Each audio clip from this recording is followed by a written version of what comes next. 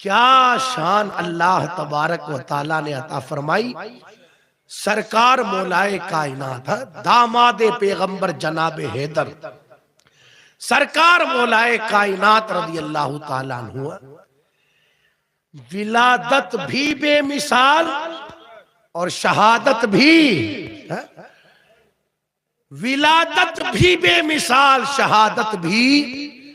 آپ دیکھیں جو نالین میرے آقا صلی اللہ تعالی علیہ وسلم کے مبارک پاؤں میں آ جاوے، کس میں آ جاوے؟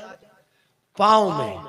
اس نالین کی یہ شان، اس نالین کی یہ شان کہ سر پر رکھنے کو جو مل جائے نالین پاک حضور تو کہیں گے تاجدار ہم بھی ہیں. اور یہ تو بات نالین کی ہے. یار حضور صلی اللہ تعالی علیہ وسلم کی نالین جس مٹی پر لگ جائے، جس جگہ لگ جائے، جس زمین پر لگ جائے، اللہ قرآن میں اس جگہ کی قسم یاد فرمائے.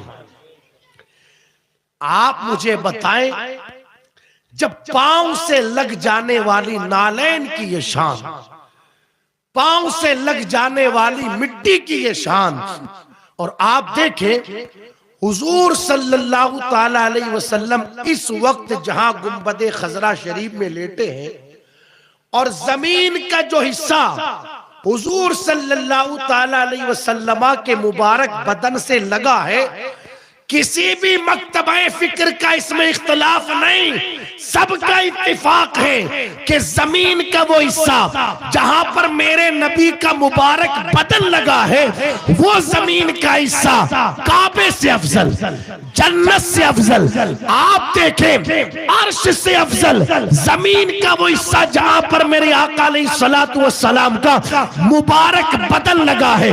توجہ کرنا یار، جس زمین کے حصے پر آقا کا بدن لگ جائے اس حصے کی یہ شان ہے، تو اس مولائے کائنات کی عظمت و شان کا عالم کیا ہوگا.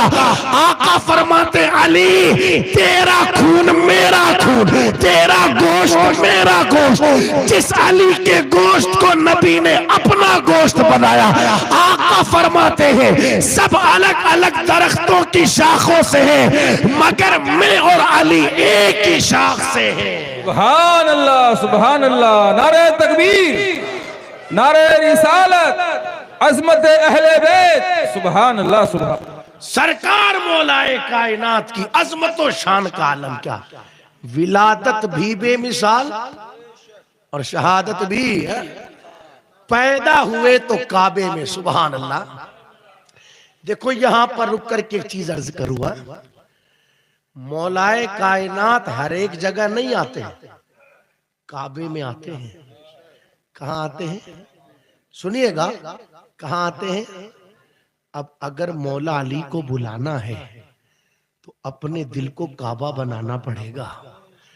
کعبہ بنانے کا مطلب کیا؟ کعبہ پاک ہے، اپنے دل کو گناہوں سے پاک کرنا پڑے گا، تب جا کر کے مولا علی تشریف لائیں گے.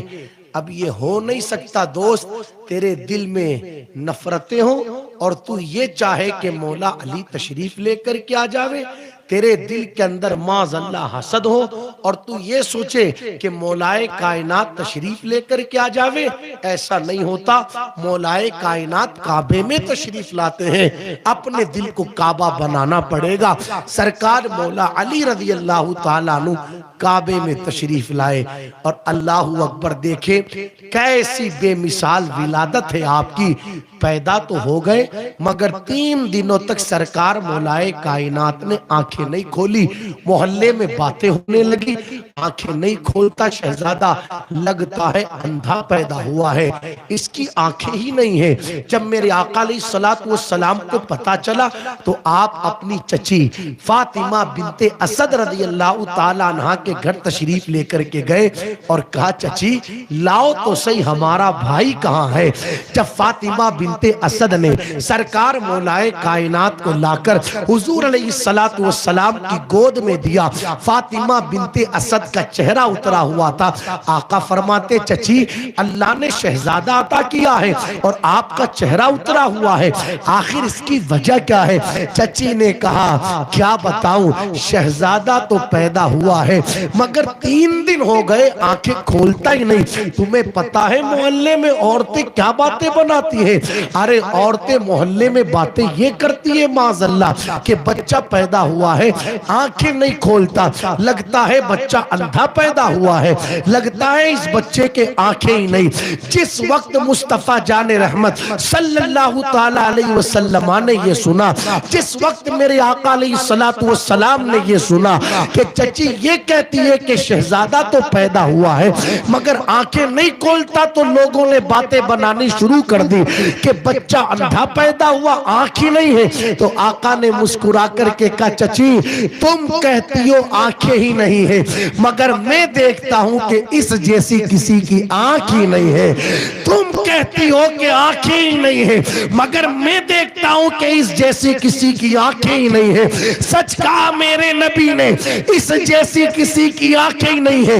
یہی وجہ ہے کہ جس وقت مدینہ منورہ کی سرزمین پر لوگوں نے میرے نبی کے علم غیب پر اعتراض کیا تو سرکار مولائے کائنات منبر رسول پر کھڑے ہو کر کے فرماتے ہیں لوگوں میں نبی نہیں، نبی کا ادنا غلام علی ہوں، علی سلونی اما شئتم، تم جو چاہو علی سے پوچھ لو، تم پوچھتے چلے جاؤ گے علی جواب دیتا چلا جائے گا۔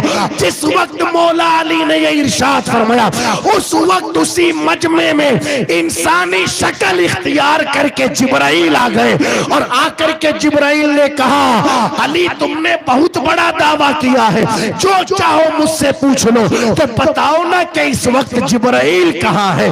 سرکار مولائے کائنات نے اوپر نگاہ اٹھائی تو عرش تک دیکھا اور نیچے نگاہ جھکائی تو تحت الثری تک دیکھا، دائیں بائیں دیکھ کر کے فرماتے ہیں میرا علم کہتا ہے کہ تم ہی جبرائیل ہو۔ چچی لوگ کہتے ہیں آنکھیں نہیں، میں کہتا ہوں اس جیسی کسی کی آنکھیں نہیں ہے۔ اللہ اکبر، وہ تو انہیں کیا پتا تھا یہ آنکھیں کسی اور کا انتظار کر رہی ہے۔ میرے آقا علیہ السلام نے گود میں لیا تو سرکار مولائے کائنات نے آنکھیں کھولی، سبحان اللہ۔ اور آپ دیکھو پھر حضور علیہ السلام نے گٹی کے طور پر اپنا لعاب دہن سرکار مولائے کائنات کے منہ میں داخل فرمایا۔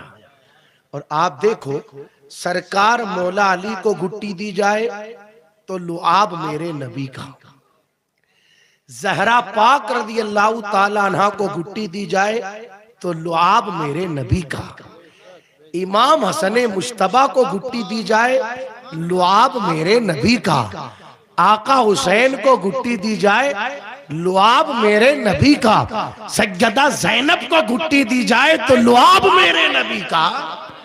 کیسا پاکیزہ گھرانہ کہ ان کی گھٹی بھی بنا تو مصطفیٰ جان رحمت صلی اللہ تعالیٰ علیہ وسلم کا لعاب بنا۔